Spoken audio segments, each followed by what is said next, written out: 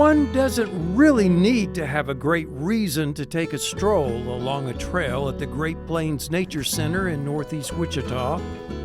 But that's especially so on a pleasantly mild late afternoon, early evening in mid-October, when the day's wind has lessened along with the temperature. Yet on this fall day, the center's Quail Trail is busy with activity. Tonight at the Great Plains Nature Center, we have what's called Art on the Trail. And so Art on the Trail is just an opportunity for local artists to come out and fill our Quail Trail with different art, and then the community is invited out to come and enjoy it. Dara Jewell says there are 25 artists set up along the trail.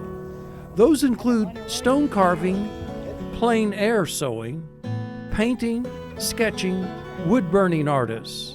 So a variety of artistic mediums are represented along the trail.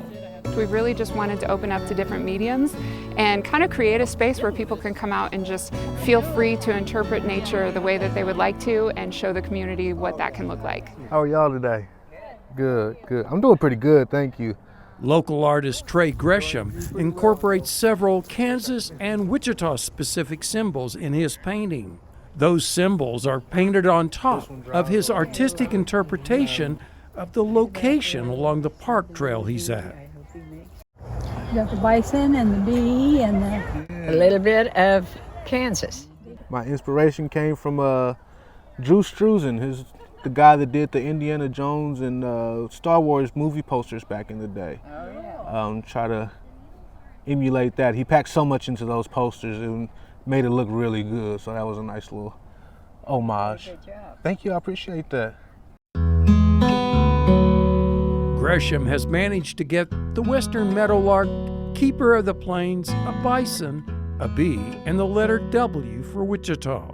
I thought about doing some an airplane on there to represent us being the air capital, but you know, who knows what's gonna look like when it's finished, so. Well, like he indicates, these are all works in progress, subject to change with the winds of inspiration. I got a good reason, but Yes. Brushes and paint, not the only way art is put on canvases here. What's this? A sewing machine on the trail? It's a DC powered, so I have a battery that oh wow. Melissa Long of Hayesville sews art. Instead of paint, she's got different colors of thread. I'd rather let other people define what I'm doing. I just like to enjoy it. Bruce and Pam Van Beber surprised to see such detail in Long's sewing art. I mean, that is so clever. I think very much in the box, and I would never have come up with something like this. And she does such a great job, and they're all different, and they're all...